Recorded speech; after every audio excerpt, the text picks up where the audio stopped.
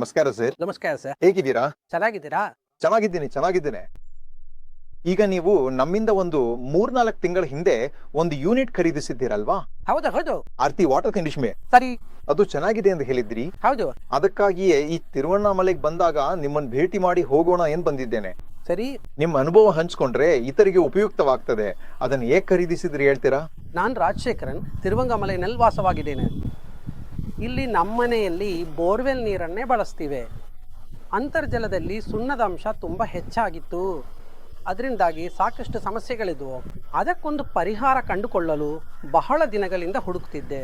ಹಾಗೆ ಹುಡುಕ್ತಿರುವಾಗ ಯೂಟ್ಯೂಬ್ನಲ್ಲಿ ಇವರು ಒಂದು ವಿಡಿಯೋ ನೋಡಿದೆ. ನಂತರ ಇವ್ರ ಜೊತೆ ಮಾತಾಡಿ ಆಗಸ್ಟ್ 2024 ಕೊನೆಯಲ್ಲಿ ಖರೀದಿಸಿದೆ. ಅಂದರೆ ಸೆಪ್ಟೆಂಬರ್, ಅಕ್ಟೋಬರ್, ನವೆಂಬರ್, ಡಿಸೆಂಬರ್, ಈಗ 4 ತಿಂಗಳು ಕಲ್ಲಿದೆ. ಅವ್ರು ಹೇಳಿದ ವಿಷಯಗಳ ಮೇಲೆ ನನಗೆ ನಂಬಿಕೆ ಬಂತು.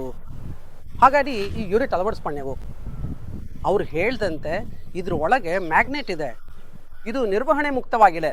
ಅಂದರೆ ಜೀವಮಾನವಿಡೀ ಯಾವುದೇ ನಿರ್ವಹಣೆ ಬೇಕೇ ಇಲ್ಲ ಎಂದರು. ಇಲ್ಲಿಯವರೆಗೆ ನಾವು ಕೇಳಿದ ಬೇರೆಲ್ಲ ಯೂನಿಟ್ಗಳಿಗೆ ನಿರ್ವಹಣೆ ಬೇಕಿತ್ತು. 15 ದಿನಕ್ಕೊಮ್ಮೆ 5ರಿಂದ 10 ಕಿಲೋ ಉಪ್ಪು ಹಾಕಿ ಅದನ್ನು ಸರಿಪಡಿಸಬೇಕಿತ್ತು. ಅದನ್ನೆಲ್ಲ ಹೇಳ್ತಿದ್ರು. ಆದರೆ ಇದರಲ್ಲಿ ಅಂಥ ಯಾವುದೇ ತೊಂದರೆ ಇಲ್ಲ ಎಂದು ಹೇಳಿದರು.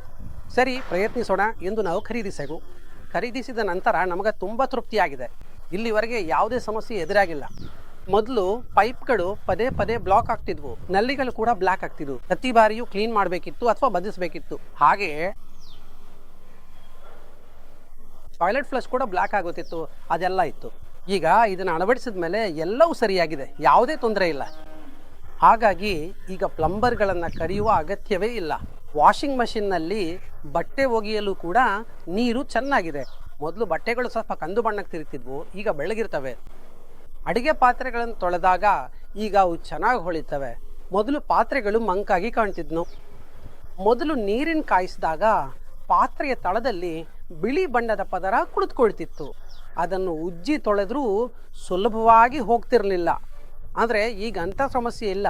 ಬಂದರೂ ತುಂಬ ಕಡಿಮೆ ಇರ್ತದೆ. ಅದನ್ನು ಸುಮ್ಮನೆ ಉಜ್ಜಿದ್ರೆ ಸಾಕು, ತಕ್ಷಣ ಹೋಗ್ಬಿಡ್ತದೆ. ಹಾಗಾಗಿ ನಾನು ಇದರಿಂದ ಸಂಪೂರ್ಣ ತೃಪ್ತನಾಗಿದ್ದೇನೆ ಮತ್ತು ಎಲ್ಲರಿಗೂ ಇದನ್ನು ಶಿಫಾರಸು ಮಾಡ್ತೇನೆ.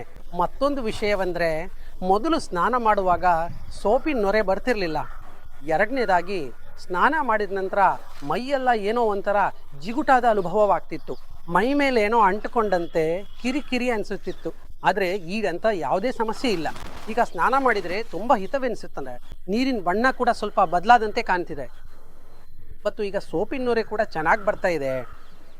ನಂತರ ಮನೆಯಲ್ಲಿ ಕುಡಿಯುವ ನೀರಿಗಾಗಿ RO ಯೂನಿಟ್ ಅಳವಡಿಸಿದ್ದೇವೆ. ಮೊದಲೆಲ್ಲ RO ಏನಾಗುತ್ತಿತ್ತು ಅಂದರೆ, ಒಂದು 2.5 ತಿಂಗಳು 3 ತಿಂಗಳಾದರೆ ಸಾಕು, ನೀರಿನ ರುಚಿಯೇ ಬದಲಾಗಿಬಿಡ್ತಿತ್ತು.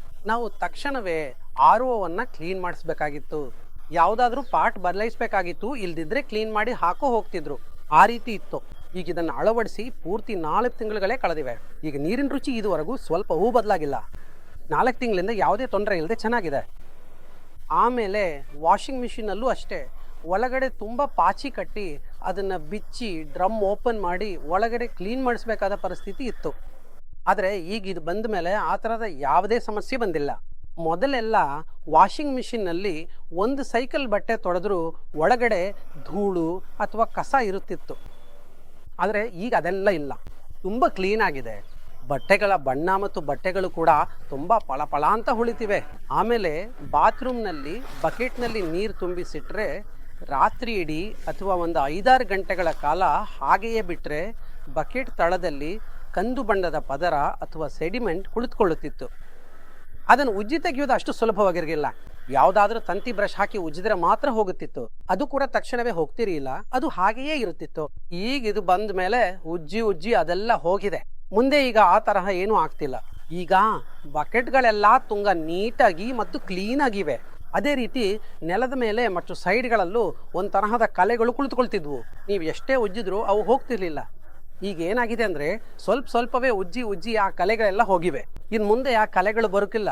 ಈ ನೀರಿನಲ್ಲಿ ಸುಣ್ಣದ ಅಂಶ ಹೆಚ್ಚಾಗಿರೋದ್ರಿಂದ ಈ ಹಾರ್ಡ್ ವಾಟರನ್ನು ಸಾಫ್ಟ್ ವಾಟರ್ ಮಾಡಲು ನಾನು ಮೊದಲು 2-3 ಪ್ರಯತ್ನಗಳನ್ನು ಮಾಡಿದ್ದೆ. ಆದರೆ ಎಲ್ಲವೂ ವಿಫಲವಾದವು. ನನಗೆ ತುಂಬ ನಿರಾಸೆಯಾಗಿತ್ತು. ಹಾಗಾಗಿ ನಾನು ಮುಂದೆ ಪ್ರಯತ್ನಿಸೋದನ್ನೇ ಬಿಟ್ಬಿಟ್ಟೆ. ಸುಮ್ಮನೆ ನೋಡ್ತಾ ಇದ್ದೆ. ಈಗ ಇವರ ಹತ್ರ ಅಂದರೆ ಆರತಿ ರವಿ ಸರ್ ಹತ್ರ ಮಾತಾಡಿದಾಗ ಅವರು ತುಂಬ ಆತ್ಮವಿಶ್ವಾಸದಿಂದ ಮಾತಾಡಿದರು. ಸರ್, ಖಂಡಿತವಾಗಿಯೂ ಇದು ಕೆಲಸ ಮಾಡ್ತದೆ, ನೀವು ಅಳವಡಿಸಿ ನೋಡಿ ಅಂದರು. ಅದಕ್ಕೆ ನಾನು ಸರಿ ಅಂದೆ. ಹಾಗೆ ಇತ್ತು, ನಾವು ಒಂದ್ಸಲ ಪ್ರಯತ್ನಿಸಿ ನೋಡೋಣ ಅಂತ ಅಂದ್ಕೊಂಡೆ. ಮೊದಲು ನನಗೆ ಒಳ್ಳೆ ಅನುಭವ ಇರಲಿಲ್ಲ. ಕೆಟ್ಟ ಅನುಭವ ಆಗಿದ್ದರಿಂದ ಅವರು ಎಷ್ಟೇ ಆತ್ಮವಿಶ್ವಾಸದಿಂದ ಹೇಳಿದರೂ ನನಗೆ 100ಕ್ಕೆ 100ರಷ್ಟು ನಂಬಿಕೆ ಇರಲಿಲ್ಲ. ಸರಿ ನೋಡೋಣ, ಮೊದಲೊಂದು ಪ್ರಯತ್ನ ಮಾಡಿದ್ದೀವಿ, ಅದು ವಿಫಲವಾಯಿತು, ಪರವಾಗಿಲ್ಲ ಇದನ್ನು ಪ್ರಯತ್ನಿಸೋಣ, ಏನಾದರೂ ಪರವಾಗಿಲ್ಲ ನೋಡೋಣ. ನಮಗೆ ಹೇಗಿದ್ರೂ ಸಮಸ್ಯೆ ಇದ್ದೇ ಇದೆ, ಈ ಸಮಸ್ಯೆ ಬಗೆಹರಿದರೆ ಒಳ್ಳೆಯದು ಅಂತ ಅಂದ್ಕೊಂಡೆ. ಅಷ್ಟೊಂದು 100ಕ್ಕೆ 100ರಷ್ಟು ನಂಬಿಕೆ ಇಲ್ಲದೆಯೇ ನಾನು ಇದನ್ನು ತಂದು ಅಳವಡಿಸಿದೆ. ಆದರೆ ಈಗ ನನ್ನ ಅಭಿಪ್ರಾಯ ಬದಲಾಗಿದೆ.